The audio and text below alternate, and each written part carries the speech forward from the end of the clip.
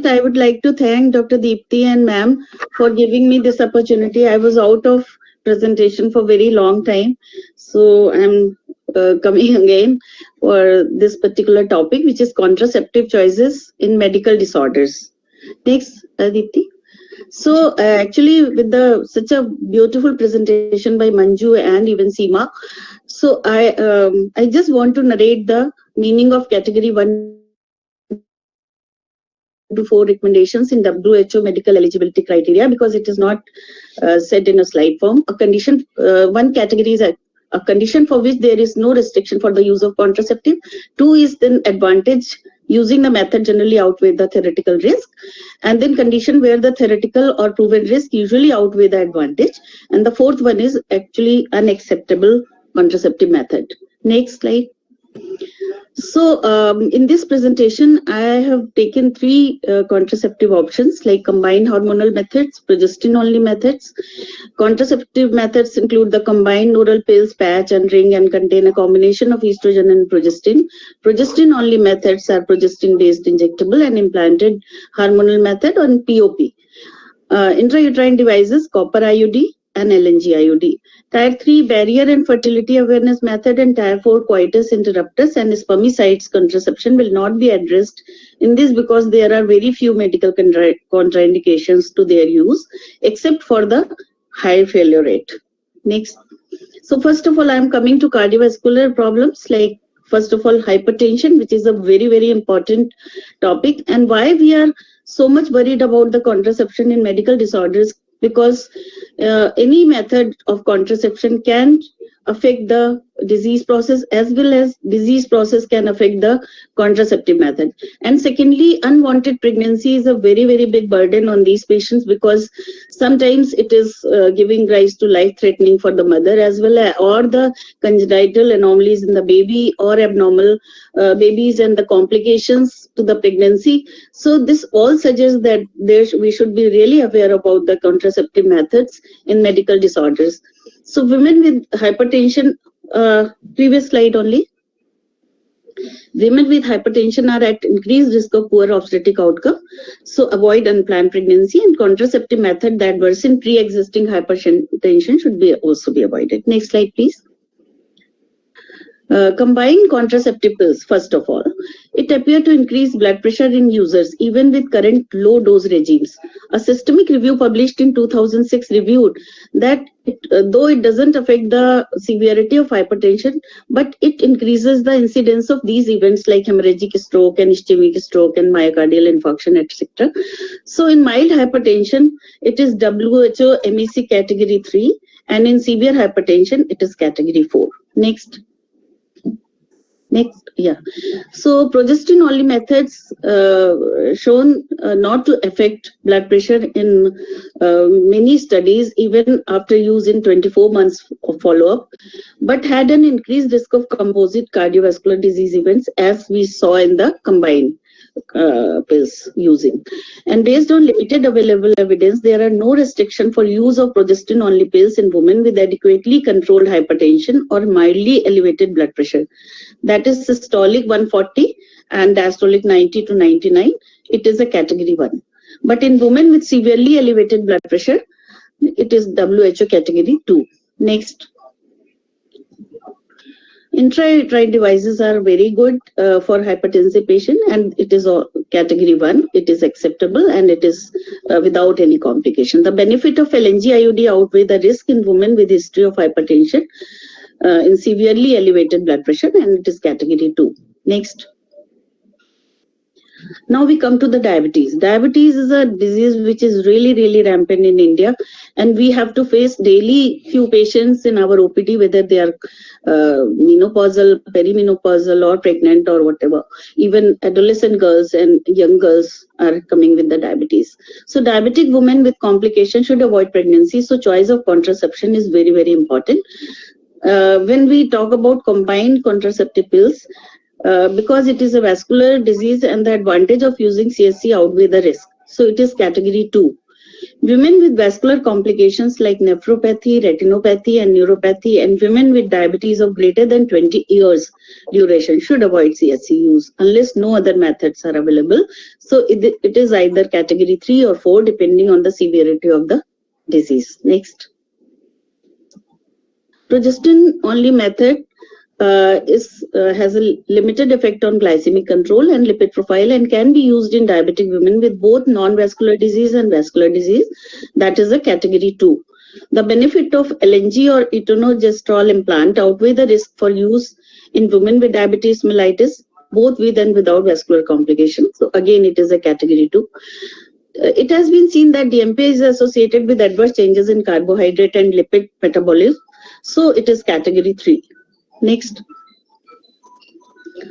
IUCD is again category 1 for these. Initially, we used to think that there is PID because of use of IUD. I remember in my younger days, I used to think that IUD should not be given in diabetic patient because it will cause infection or PID or whatever. But it has been seen in various studies that in spite of use for many, many years, there was very less infection rate comparable to the non-users.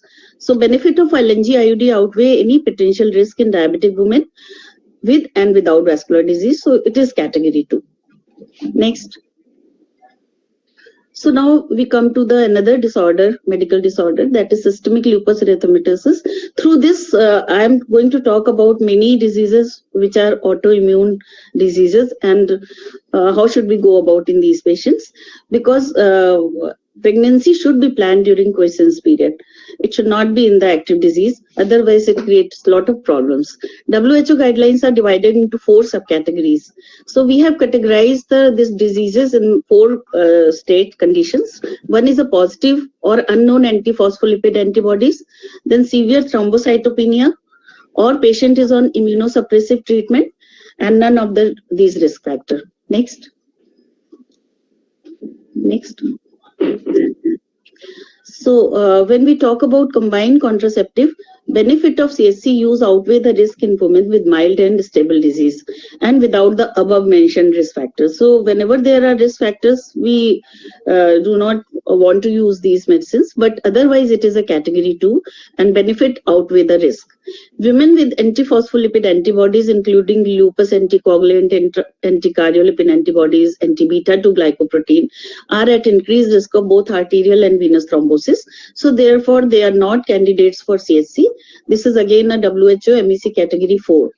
Next. Progestin only method is again the same problem with it is there was a slight non-significant increase in VTE risk in oral and injectable progestin users. So women with SLE and antiphospholipid antibodies who are at the highest risk of VTE should use these methods with caution. So it is category 3 and all progestin based contraceptives are acceptable for use.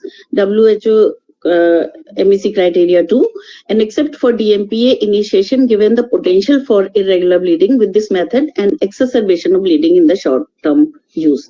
So that's why DMPA is slightly risky in these patients because of the bleeding episodes. Next. Intrauterine devices, again WHO MEC category 1. Women with severe thrombocytopenia, severe thrombocytopenia should exercise caution with consideration to the copper IUD given the potential for increased bleeding.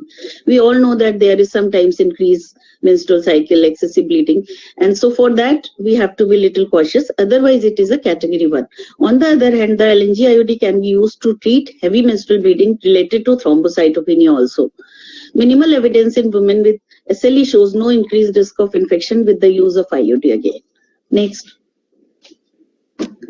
So now we come to HIV. This is an infectious disease and I think it has been discussed in a big lecture, but I just present the salient features. The correct and consistent use of condom decreases the risk of HIV transmission among serodiscordant couples. So dual protection is the choice for any HIV patient because barrier methods have a high failure rate and we cannot allow the pregnancy in such patients. So we have to use a dual method. So combined oral contraceptive pills, first of all, and we have divided HIV in 3 conditions: women at risk, women with HIV, and women on antiretroviral therapies. So combined hormonal contraceptive pill does not appear to increase the risk of HIV acquisition and transmission. So it is a category 1. Next. Women with HIV, again, COC doesn't progress the disease, so it is category 1. Then women taking antiretroviral therapy. That is important because though it is all nucleotide reverse transcriptase inhibitors, they are category 1, but there are few antiretroviral agents which increases or decreases the steroid hormone metabolism, and that's why they increase or decrease the efficacy of contraceptive, or sometimes they increase the and decrease the anti-epileptic effect. So we have to be cautious in those. Next. Yeah. And then next. इसके पहले वाला. Yeah. NNRTIs can inhibit or induce the cytochrome enzyme. So this is category 2. Studies also demonstrate COC pharmacokinetics are not impacted by the other NNRTIs, especially riliprevine and etrapivirine. Studies also showed nevirapine containing antiretroviral regime did not affect COC effectiveness. However, the WHO cautions that antiretroviral drugs have the potential to either increase or decrease the steroid hormone level, and that these interactions may potentially decrease contraceptive efficacy. Next. Now we come to progestin-based methods. This is a influence of progestin-based method, specifically DMPA on HIV acquisition, is unclear. Because of inconclusive results, it is still recommended as first category 1. However, consistent condom use should be practiced to minimize risk of HIV acquisition. Next. So women with HIV, a systemic review of evidence also concluded that hormonal contraception does not appear to hasten disease progression in HIV. So it is again a category 1. Next. Women taking antiretroviral therapy. Overall, there are no restrictions for DMPA use in any of the medicines. Efavirenz, NNRTI, is a cytochrome 450 enzyme inducer, and co-administration of these drugs with the steroidal hormone may result in contraceptive failure. Despite this drug interaction, contraceptive efficacy of the etonogestrel implant should not be affected, and the recommendation are that the benefit outweigh the risk. So it is category 2. Next. Intrauterine devices is again good, and they are category 1, and there is no risk. And women with HIV, the patient who are at high risk can use it. And the women with HIV active disease, IUDs have not been recommended for use in women with HIV due to theoretical concern about an increased risk of infection and viral shedding. However, studies have shown that the copper IUD is not associated with increased complication in women with HIV. Next. In women with asymptomatic or mild HIV clinical disease, the advantage of initiating or continuing LNG IUD outweigh the risk. That is category 2. However, in women with severe or advanced HIV clinical disease, that is stage 3 or 4, the risk of LNG IUD initiation outweigh the benefit. Whereas the benefit of continuing the LNG IUD outweigh the risk. So it is category 2. So it means LNG IUD is category 3. It should not be initiated, and the continuing of LNG, if it is already there, you can continue it, which is a category 2. Next. So women taking antiretroviral therapy, no drug interaction between the LNG IUD and antiretroviral therapy. Similarly, there are no drug interaction between copper IUD and women with WHO clinical stage 1 and 2, the benefit of initiation or continuation of LNG IUD and copper IUD outweigh the risk. That is category 2. Whereas for women with advanced or severe disease, it is again a category 3. Next. So we come to the migraine headaches. A little bit told about Manju also. When we talk about combined hormonal contraceptive, migraine headache is an independent risk factor for ischemic stroke. In fact, several case control studies have reported a 2 to 4-fold increase risk of ischemic stroke in women with migraine who use COCs. So women less than 35 years old who have migraines without aura may initiate CSC category 2, whereas women with more than 35 years should avoid initiation of CSC, that's category 3. Next. Progestin only method. Progestin based contraception is WHO MEC category 2 for initiating the method in women with migraine with aura. But in migraine without aura, it is category 1. Any new headache is there after taking COC should be evaluated properly. Intrauterine devices are usually category 1, and LNG IUD is appropriate for use in women with non-migraine headache. But with migraines without aura and migraines with aura, it is category 2. Next. So we now a word about epilepsy. We know that epilepsy is an important disorder because the medicines we are giving for epilepsy is more harmful to pregnancy as compared to epilepsy itself. So congenital malformation risk of 4.6% among women taking AEDs compared to 2.8% risk among women with untreated epilepsy. So contraception counseling to avoid an unplanned pregnancy is important. Very, very important. So when we talk about combined hormonal contraceptive, again, there is a problem of enzyme inducers increasing the metabolism of sex steroids and subsequently decreasing their efficacy.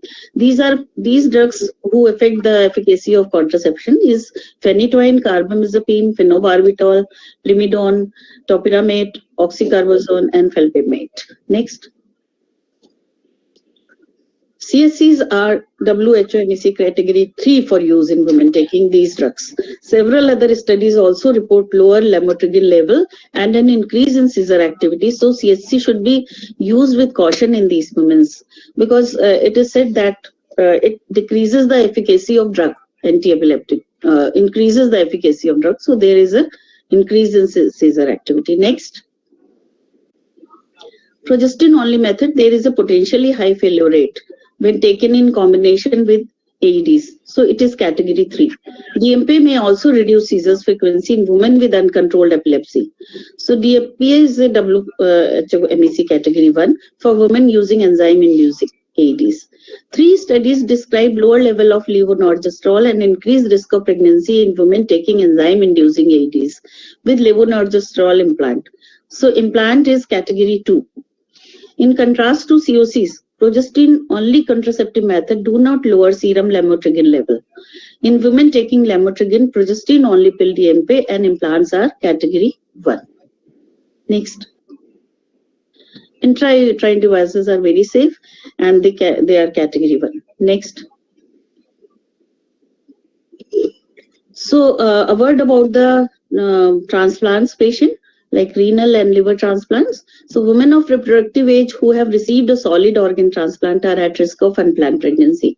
So they can be safely offered a wide range of contraceptive options to suit their individualized need. Consider every form of contraception as category 2, benefit outweigh risk in women with an uncomplicated transplant. So if there is a patient with uncomplicated transplant, either contraception or pregnancy, both are equally safe. Combined hormonal methods are contraindicated in women with cardiac allograft vasculopathy or active liver disease because of the estrogen. Estrogen-related contraindications combined with 8% failure rate with typical use make CHC less than ideal for these women. So it is category 4. Next. Progestin-only methods and the subdermal implant and DMPA have the advantage of no first-pass liver effect and longer duration of action. So DMPA is metabolized by the liver but is only contraindicated in setting of active liver disease. Transplantation patient, specifically kidney transplantation patient, have long-term risk of osteoporosis. That's why the effect of DMPA on bone health is of greater concern, as already told by Manju. So we have to be really cautious about using DMPA in such patients. Next. The levonorgestrel IUD has non-contraceptive benefits such as markedly decreased menses with minimal systemic drug absorption. Modern IUDs represent an opportunity to provide women with history of transplantation a highly effective contraceptive method without systemic medication or risk of infection. So copper IUD is category 1, but LNG IUD with a pinch of salt, and it is category 3. Next. So, though it has been tackled by Manju, but I few lines for this. Breast cancer survivors are advised to avoid pregnancy for 3 years. Women who cancer-free for at least 6 months without history of hormonally mediated cancers, chest wall irradiation, anemia, osteoporosis, or VTE, any method of contraception can be recommended. For women being treated with tamoxifen, LNG IUS is the choicest contraceptive because it affects the bleeding also, and it decreases the endometrial proliferation also. The copper T380A, the most effective hormonal free reversible contraceptive, should be considered the preferred option for breast cancer survivors. Next. So I have taken these medical disorders. So any left, I don't remember. Anything is left, ma'am can tell me. So take home message is protection from unplanned pregnancy is a measure of quality of life for all women. Those women do require a careful review of their medical history and a complete assessment of their current disease status, possible teratogenicity of her medical therapy, and the optimal time to plan for a future pregnancy are the key factors. Effective contraception, although not necessarily risk-free, often represent a much safer alternative than an unplanned complicated pregnancy. Next. At the end of the day, the goals are simple: safety and security. Life is rare, live with care. Thank you so much.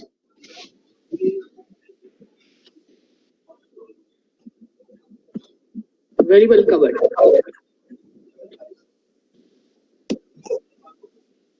I think it has been, she has covered everything. Dr. Malvika Sabharwal, you have to comment. Madam, I just wanted to know whether for a minute I had to go, I had to leave the webinar. So I was wondering if she covered depression. Did you cover the... No, I haven't covered depression. Depression, psychiatric illnesses I did not cover. So madam, would you like to say something about depression? What kind of... what would be I think in depression, again, the IUD will be the most logical contraceptive devices because there may be some drug interaction between all the antidepressants and the COCs. Progestin only contraceptive also can be category 2 or 3 because it is not absolutely safe in giving her some sort of drowsiness and sedation or something like that. So it is, I think IUCD would be the best choices for the depression patients. Yeah, I was just thinking because for me, a patient of schizophrenia and other patients like that, so I have used daytime devices for such cases. Because the compliance is not very, very responsible. So it should be a permanent method, and which is like permanent means long-term method, and which least care. So you just put a IUCD and the patient is not bothered about that. So that is the Dr. I'm told Dr. Jyoti cannot join it because of the link. Dr. Malti, will you try up with her? She's written 2-3 times that she cannot join. Anyway, what I want to join कर लिया है उन्होंने कर चुकी हैं वो join बहुत देर पहले. Okay, perfect. Now I just want to know that as far as the HIV is concerned, I think whatever we do with HIV, whether we take vaccine, whether we take a contraceptive pill or anything, we have to write down very specifically that the efficacy will be less. Efficacy will be less. Yeah. True. So in HIV patients, we have to always, whatever you do, because उनका जो response है वो कम होगा तो HIV patients में आप कोई reliability नहीं ले सकते. This is one thing you all of you know. And as far as oral contraceptive pill, whatever you may do, is that you will find blood pressure will definitely rise. चाहे कितने भी company वाले कुछ भी कहते रहे, but the blood pressure will definitely rise. And as you very rightly said, in progestin only pill, the problem on one side is a breakthrough bleeding, on the second side is that cardiovascular event remain the same.